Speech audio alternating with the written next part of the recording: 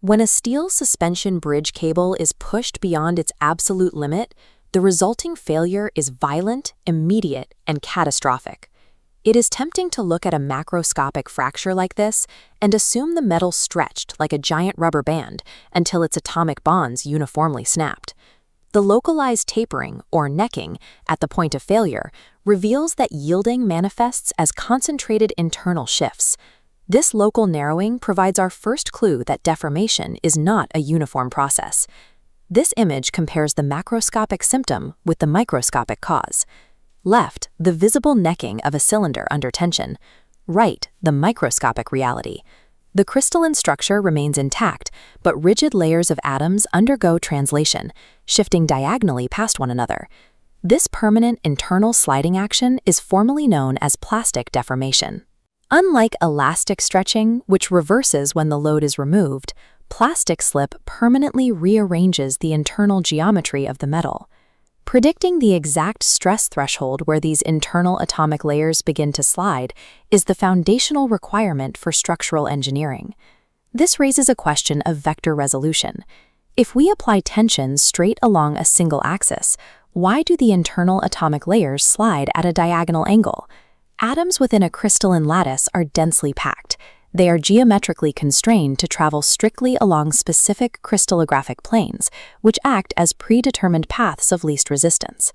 To analyze this phenomenon, we use this mathematical model, which isolates a single metallic crystal under tension. The vertical blue arrows, labeled F sub z, represent our applied uniaxial tensile force. This load acts directly on the circular cross-sectional area at the base, denoted as A naught. The pink diagonal ellipse, A sub s, is our specific crystallographic slip plane, the angled surface where internal sliding occurs. To calculate forces acting on this slanted surface, we establish the vector perpendicular to our slip plane, represented by the purple line, z prime. This normal vector gives us our first critical angle, phi. Phi measures the angular deviation between our vertical loading axis and the slip plane's perpendicular orientation. Atoms follow a highly specific route known as the slip direction, indicated here by the green vector, y prime. This introduces our second variable, the angle lambda. Lambda represents the precise angular difference between the external vertical pull and the actual path the atoms travel. Because of the atomic lattice's rigid organization, a simple vertical pull is mechanically forced to split into diagonal vectors. The metal's internal structure never experiences the applied force in the same way we exert it externally. Quantifying this internal sliding motion requires a rigid mathematical derivation to resolve our external load into the internal slip direction. We start with the fundamental definition of mechanical stress. Stress equals force divided by area. First, we resolve the force. The portion of our load that actually pushes atoms along their designated path is the applied force, F, multiplied by the cosine of lambda.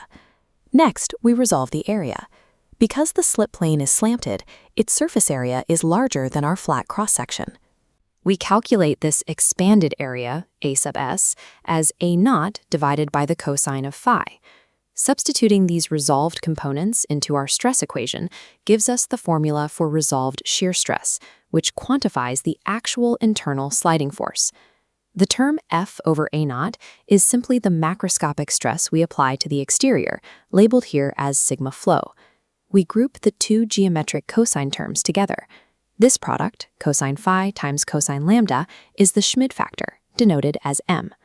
To understand the Schmid factor physically, consider a worker pushing a heavy crate up a ramp.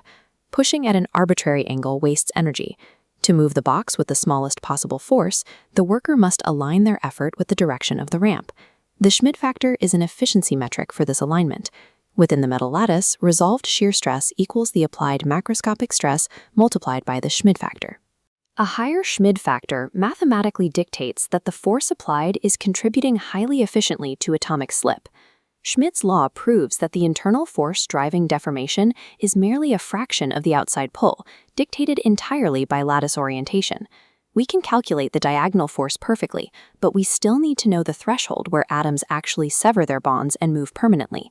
Atoms resist sliding due to internal friction. They maintain their positions until the shear stress overcomes a specific energy barrier. This barrier is an intrinsic material property called the critical resolved shear stress, or CRSS. Macroscopic yielding occurs the millisecond the internal resolved shear stress equals the lattice's CRSS.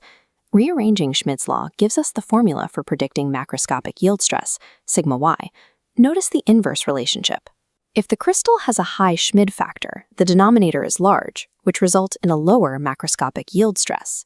If the slip plane is nearly perpendicular to the pole, the Schmid factor approaches zero.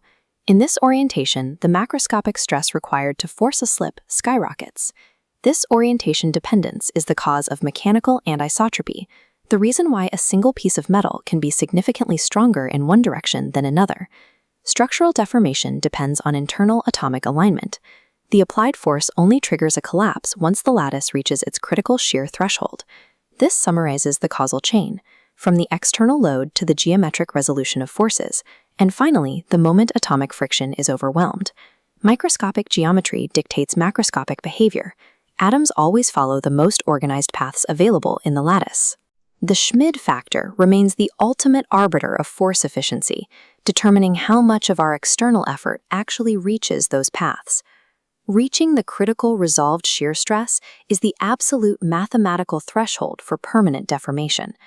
Modern materials engineers use these equations to intentionally manipulate grain orientations, a process called texturing.